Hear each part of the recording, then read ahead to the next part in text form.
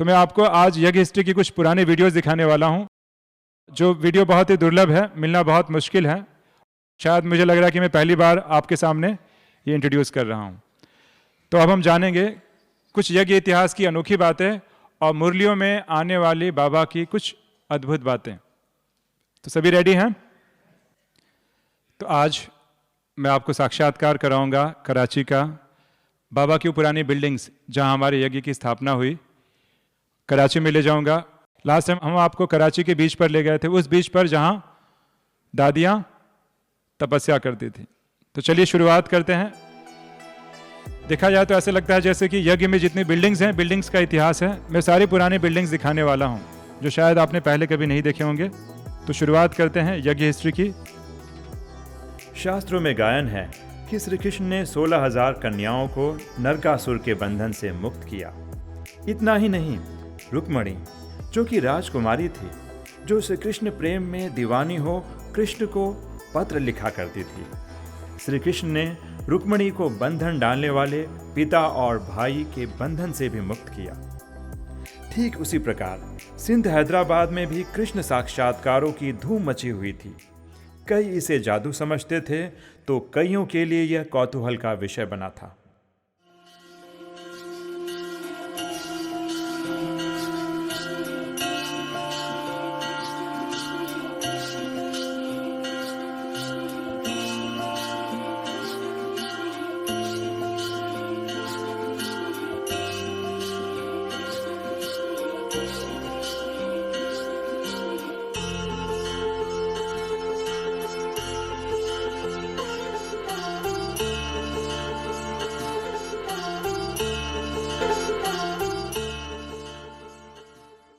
गीता वर्णित पवित्र जीवन तथा परमात्म लगन में मस्त गोपियों की खुमारी और नशे को देख उन दिनों पूरा सिंध समाज विस्मित हो उठा।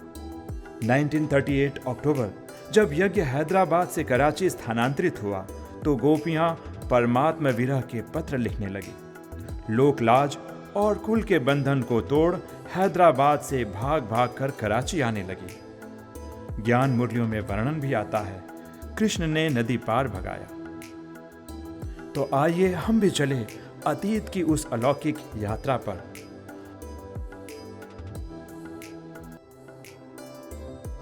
उन दिनों हैदराबाद से कराची पहुंचने के लिए क्वेटा मेल चला करती थी, जो क्वेटा से निकलकर हैदराबाद होते हुए कराची पहुंचाती थी।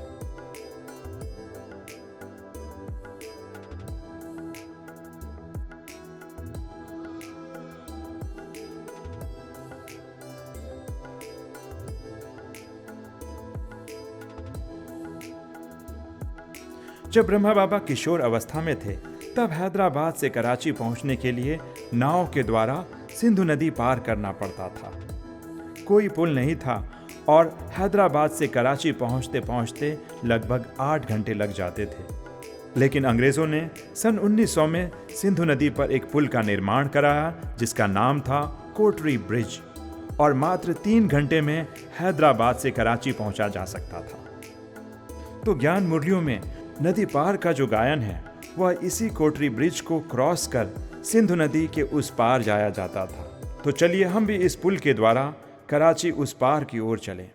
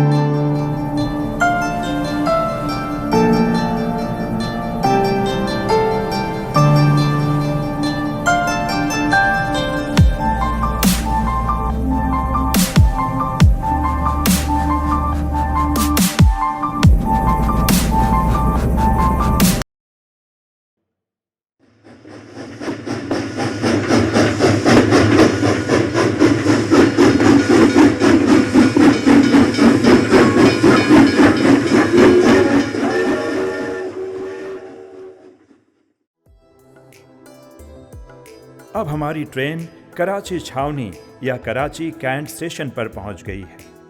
आप देख रहे हैं उन दिनों के कराची कैंट स्टेशन के ओरिजिनल फोटोग्राफ। सुबह के 5:30 बजे हुए हैं और पैसेंजर ट्रेन से उतरते हुए यात्री। उन दिनों कराची स्टेशन के बाहर उतरते ही टांगे की सवारी मिलती थी और सड़कों पर पुरानी फोर्ड कार्स दिखाई दिया करती थी।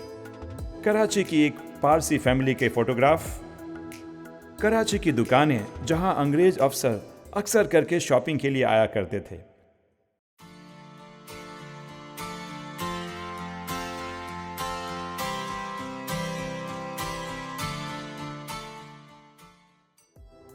पगड़ी पहने हुए कराची के ट्रैफिक पुलिस। तो आइए अब हम चलते हैं कि उन दिनों कराची शहर कैसे दिखता था। 1940s का कराची शहर।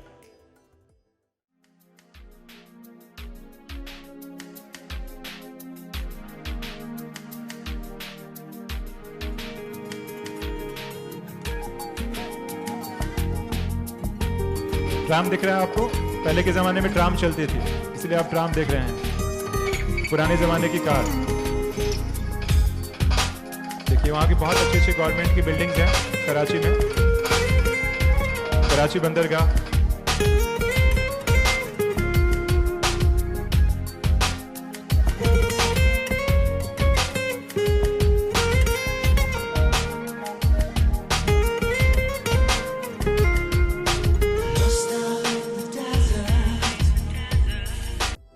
कराची कैंट स्टेशन के पास ही ब्लीक हाउस रोड पर स्थित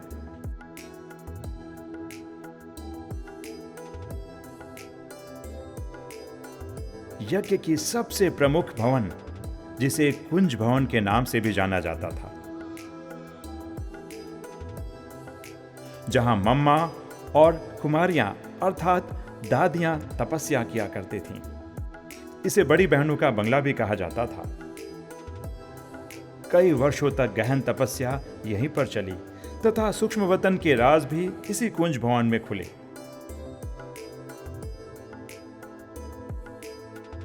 आज भी कुंज भवन बेव्यू कॉलेज के नाम से जाना जाता है। कुंज भवन के ग्राउंड फ्लोर पर बुजुर्ग माताएं रहती थी।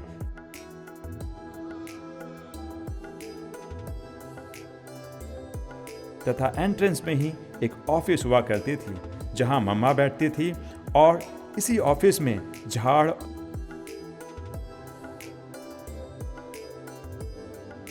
और गोले के चित्र भी बनाए जाते थे, जिसकी पेंटिंग स्वयं दादियां करती थी।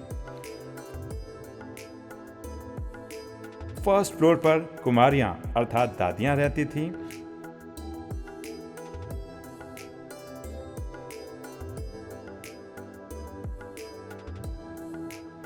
और टेरेस पर आप देख रहे हैं एक हॉल।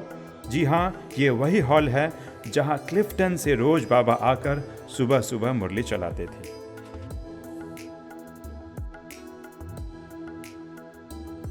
इसी हॉल में बैठ दादियां तपस्या भी करती थी और इसी हॉल के टेरेस के पास ही मम्मा का कमरा भी हुआ करता था।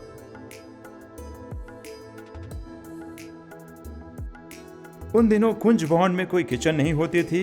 कुंज भवन के ग्राउंड में ही किचन की व्यवस्था थी तथा मम्मा और दादियां सब मिलजुल कर भोजन बनाते हुए।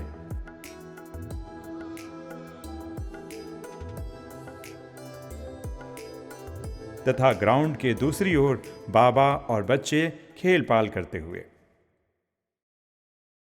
समुद्र के किनारे, और वहां पे क्लिफ्टन, और क्लिफ्टन के पास बेव्यू कॉलेज की बिल्डिंग।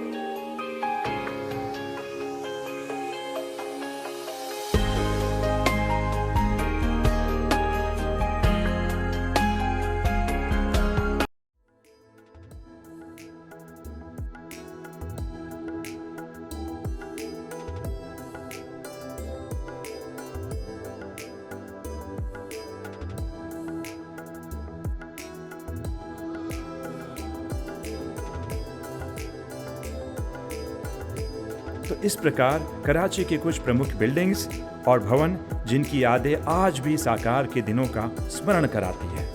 ओम शांति।